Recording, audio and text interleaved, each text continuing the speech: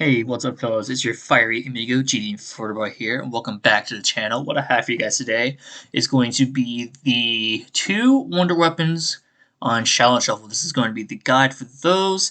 Now, the first one isn't that hard to get, but the second one is the most annoying wonder weapon quest in zombies on IW in general.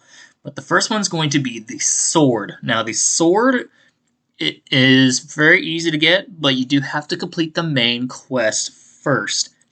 If you do complete the main quest, you can get it off the wall for free, but any other game that you want to use the sword, you will get it off the wall for 10,000 points. Now, there are two tiers of upgrade. The first tier is going to give you a little set of ground spikes.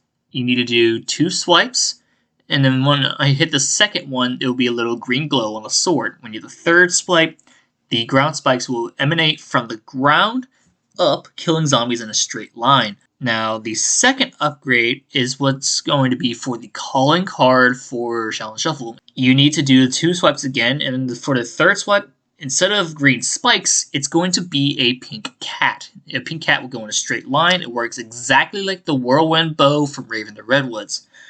This is very strong. Both these wonder weapons, I don't know if they have a melee cap. I know they go in the high rounds of 30 plus, but that is just the sword alone. We're going to get to the second wonder weapon, which is the Nunchucks. This is a hard process. I'm talking extremely hard. For the start of the game, you need to be someone that is one of the main crew characters. It cannot be Pam Grier. If you complete the Easter egg, type in the code for Pam Grier, you will not be able to do this side quest. But before we start this side quest, as always, turn on the power. We need to get to round 5. On round 5, you'll be able to access the chi, and we need to open up 6 chi doors. The first 2 are the ones that lead from the Racing Stripes roof to the Pack-a-Punch room. The next 2 are going to be the 2 on the roof of the disco, the one that drops down to the road, and the other one that drops down through the skylight. And the last 2 are the 2 that connect the subway train with bang bangs to the back of the disco in the alley with bomb stoppers. You need those 6 doors unlocked first before we can start anything. Now we can start with the first step.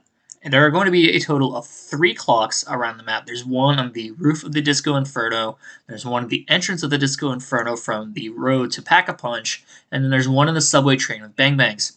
For each of these, you need to activate it by holding X on it, and then you'll be on a speed trial. You need to run to one item, punch said item, and then go through a teleport or like another area, and then punch the second item. For the first one, we're going to go to the entrance of the disco, hold X on it, and then we need to run to the teleport. But right before you enter the teleport, there's going to be a table next to Blue Bolts that has an item. You need to punch this item and then run through the teleport. When you teleport out, make a hard left out of the teleport and go to the table to the right of that teleport. You're going to see that set item again on that wooden pallet. Punch it again and you'll have the first one done. I'm not sure what Sally's is. I can't remember the top of my head, but I know for a fact that Andre's is a microphone, Poindexter's is a magazine, and AJ's is a trophy. During all of these, you'll hear a Willard quote. This is a storyline kind of thing. It's for the Bookworm quest for that achievement, but for that achievement, you have to do it with all 4 characters. This is not that achievement. We're just going to worry about the wonder weapon. For the next one, we're going to be doing the clock that's inside the subway train. For this one, you need to find 2 paper magazines. You interact with the clock, teleport through the teleporter first, and then go straight to the trash can to the left of bomb stoppers. It's going to be on the lid. And then the second one, it'll have you teleport back to the like that little rewind sound. Anyway, the second one's going to be in front of bang bangs on the floor. Now, the window is very small for the timing on this. So if you miss it for the first time, you'll have to flip the round and do it again. I emphasize the timing because the next one is going to be the one on the roof. And the timing is so frame perfect that you have to get it on the first try. If you don't, you automatically have to flip around. I think I had to flip 3 rounds for this one. So to start off, you need to interact with the clock. The clock is right next to the mystery box.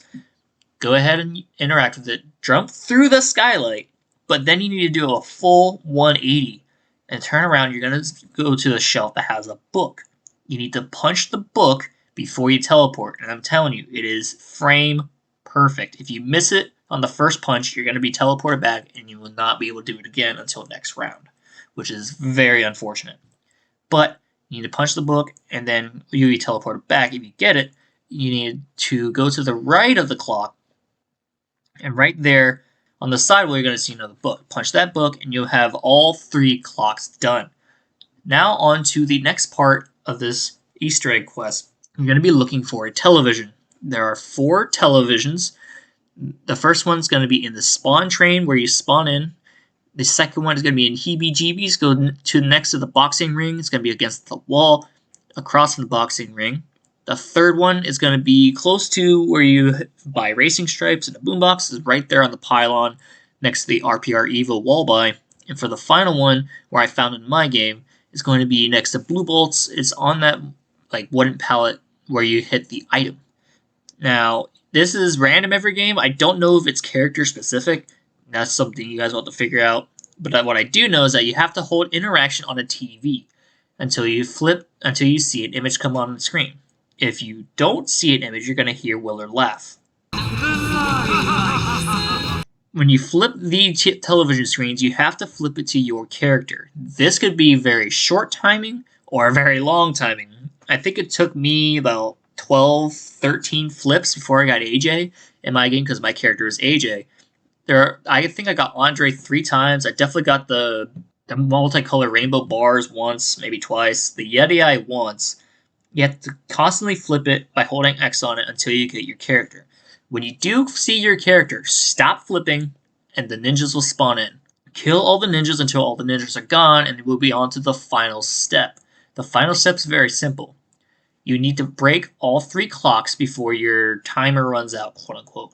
When you break a clock, you simply have to melee it, and you have that same ticking animation from before when you're doing the clock step earlier. So I highly recommend starting with the one on the rooftop and go all the way down to the subway. Break the clock on the rooftop first by punching it. Then drop using the chi door we opened earlier from the roof down to the road. Punch the second clock in the main entrance to the disco, and then the third one, go all the way down to the subway, punch that clock.